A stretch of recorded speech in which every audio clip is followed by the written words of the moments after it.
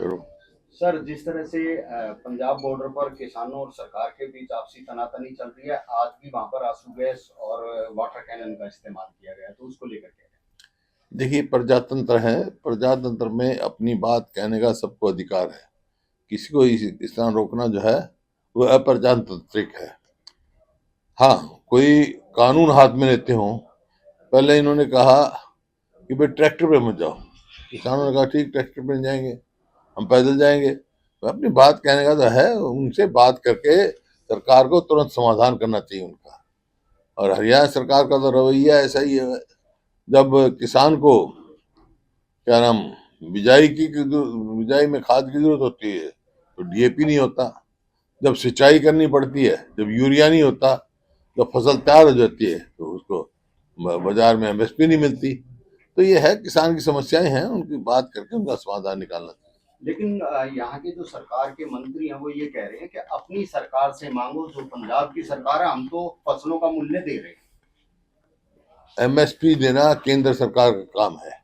ये फसलों का कह रहे हैं, हम तो 24 फसलों का वो दे रहे हैं, एमएसपी दे रहे हैं हरियाणा। 24 फसल होती नहीं हरियाणा में।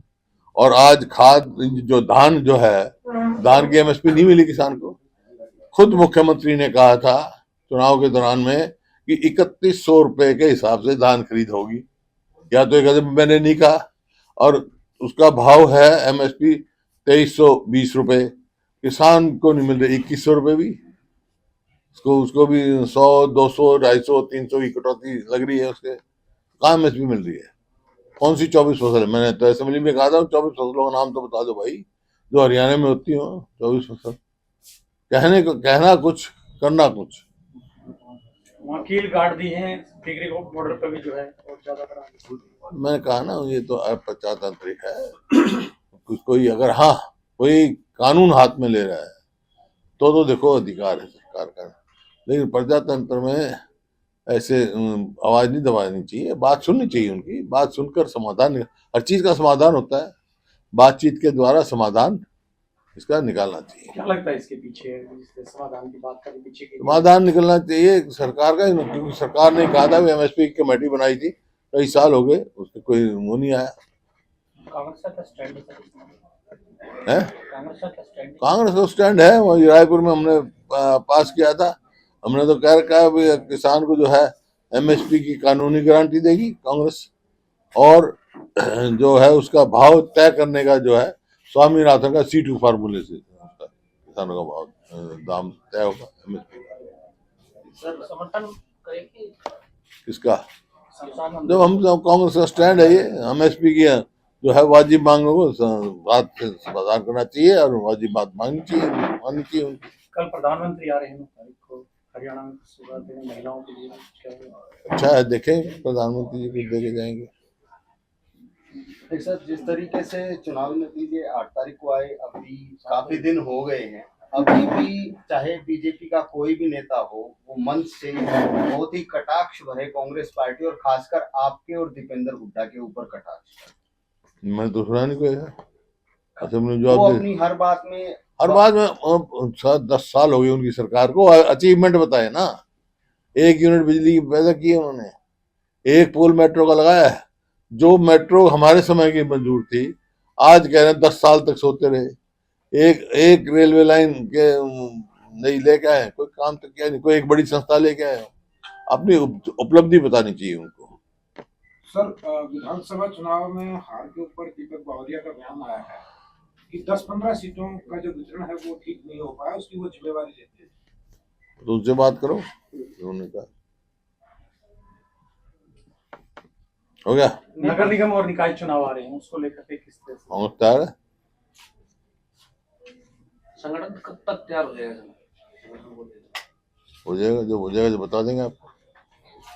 नेता प्रतिपक्ष का चयन तक नहीं हुआ सर। क्या हो गया? चयन पार्टी ने प्रस्ताव पास करके दे रखा है कमांड पे, फैसला करेंगे। सर, इंडिया गठबंधन बना था पूरे देश में को लेकर के, लेकिन अब खुद जो उस पर सवाल उठाने शुरू कर दिए हैं बंगाल की मुख्यमंत्री, उन्होंने भी सवाल उठाया। वहीं कोई सवाल नहीं उठाया। उन्होंने कहा भैया वो सबका विचार है, प्रजातंत्र और किसी चीज का नाम है, प्रजातंत्र इसी चीज का नाम है, लेकिन गठबंधन थोड़ा ही टूटा है। अच्छा, क्राइम लगातार बढ़ रहा है रोहतक में सबसे ज्यादा, जिस तरह से वारदात। तो आज से थोड़ा 10 साल हो गए, तो अब जो सारे बदमाश जो भाग गए थे फिर आ गए हरियाणा में। हरियाणा में अपराधियों की शरणास्थली बनी हुई है। सर, क्योंकि इन अपराधों के पीछे ज्यादातर गैंगवार का बहुत ज्यादा सिस्टम आ रहा है, और लोग आज हरियाणा में कोई अपने आप को सुरक्षित महसूस नहीं कर रहा है। और ये मैं नहीं कह रहा हूँ, ये आप नेशनल क्राइम रिपोर्ट है उसमें भी है, और जो इनकी सर्वे है उसमें भी है कि हरियाणा असुरक्षित प्रदेश है। आप सीनियर लीडर हैं, क्योंकि बहुत से छोटे बच्चों को गैंगस्टर टारगेट बना रहे हैं, तो क्या यूथ के लिए आपका क्या संदेश है? क्योंकि बहुत छोटे 16-16 साल के बच्चों को ये लोग टारगेट बना रहे हैं सोशल मीडिया के माध्यम से। अरे वही तो मैं कह रहा हूँ, अपराध का तो कंट्रोल करना चाहिए। अपराध को लॉ एंड ऑर्डर सिचुएशन प्रदेश सरकार की होती है। हमारे समय में पहले जो 2005 से पहले भी ऐसी परिस्थिति थी, लेकिन सब फिर 10 साल तक बेहतर कानून व्यवस्था दी हमने। नशा भी बढ़ रहा है, हैं? नशा भी युवाओं में बढ़ रहा है। हाँ, नशा तो पंजाब से भी ज्यादा मौत हो रही है नशे की हरियाणा में। चलो, एक और गीता जयंती चल रही है सरकार की, क्या क्या लगता है इससे कोई फायदा होगा? गीता जयंती सरकार की या किसी की नहीं, सबकी है गीता जयंती भाई। गीता सब, गीता को तो पहले भी चलते थे, तो गीता सबकी है, तो मानते हैं।